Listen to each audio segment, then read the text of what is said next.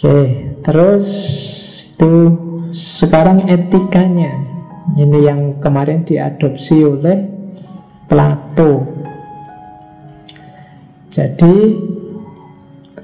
mikir kan sudah tadi. Sekarang keutamaan hidup itu yang dicari adalah keutamaan. Tidak ada orang nyari kejelekan.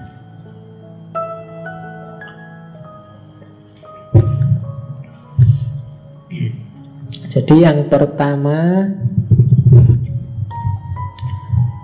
kebajikan manusia urusannya adalah jiwa.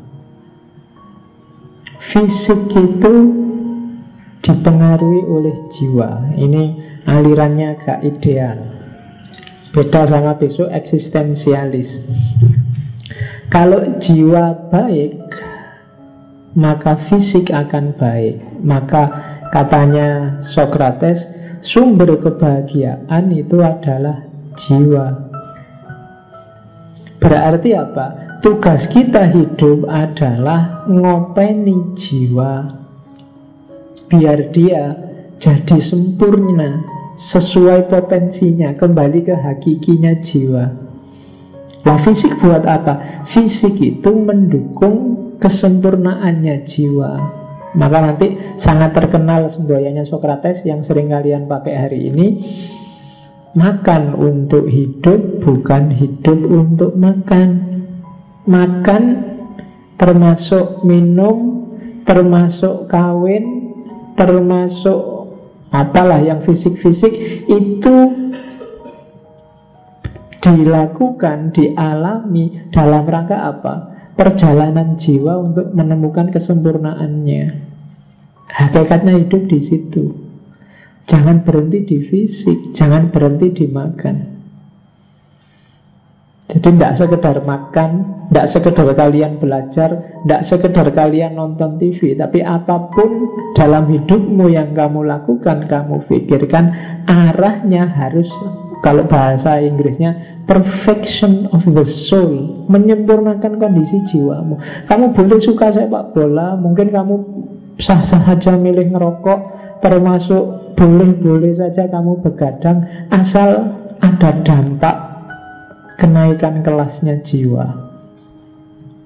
Dengan saya begadang, Pak, menonton sepak bola, saya sadar bahwa hidup ini ternyata seperti permainan. Wah, tidak apa-apa. Ya.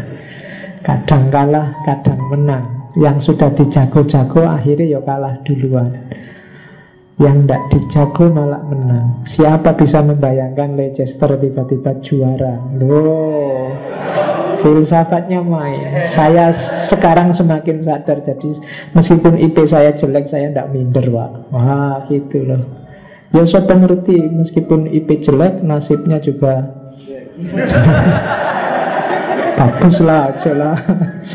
Jadi itu perfection of the soul. Apapun yang kamu alami, kamu pikirkan, kamu lakukan, harus ada dampak positifnya terhadap unsur paling hakiki dalam hidupmu, yaitu jiwa.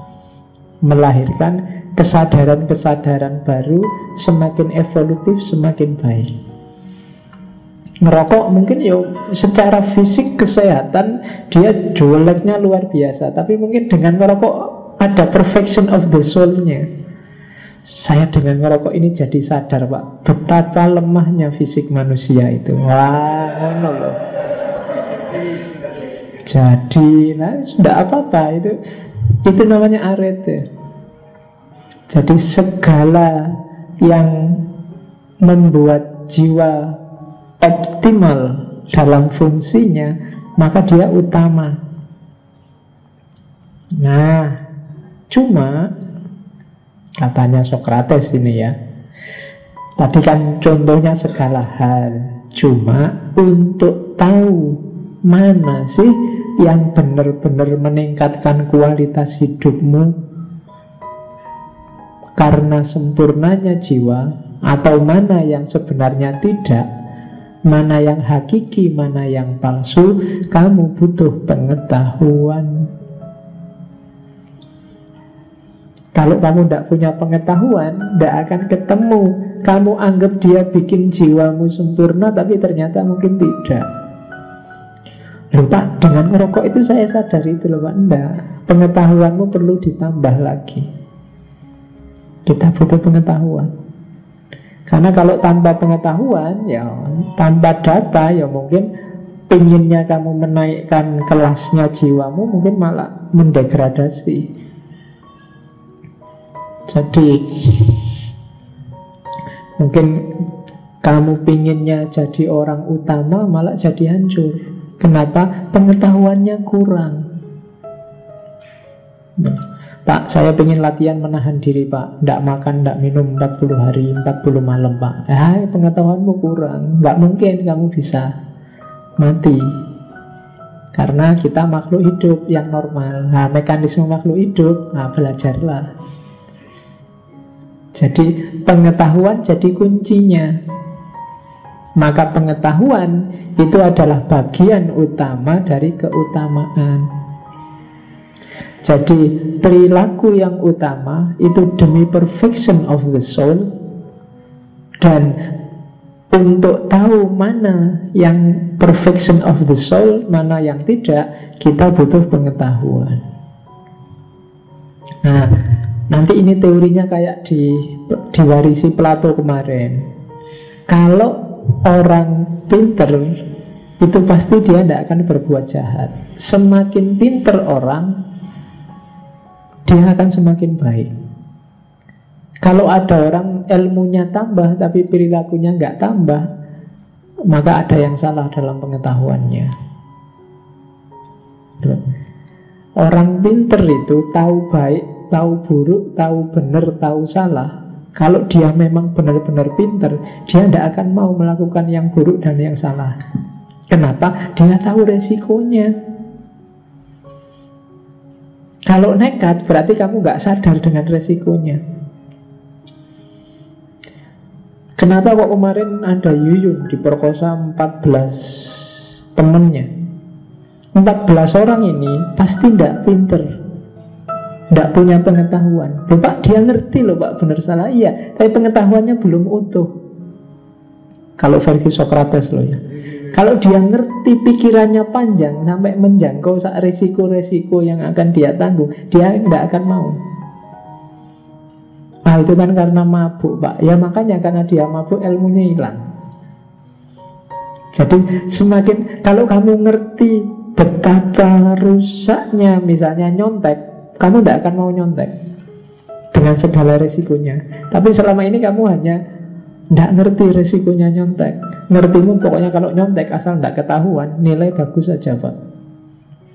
Tapi mungkin kamu nggak melihat dampaknya untuk jiwamu, dampaknya untuk mentalmu, pendidikan apa yang sedang kamu tanamkan untuk jiwamu. Itu semakin kamu sadar bagaimana, semakin lengkap ilmumu, semakin kamu akan jadi orang baik. Itu maunya Socrates.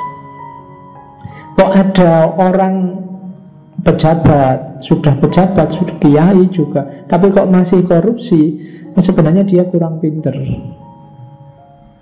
Apalagi korupsinya ketahuan, saya ora pinter. Iya.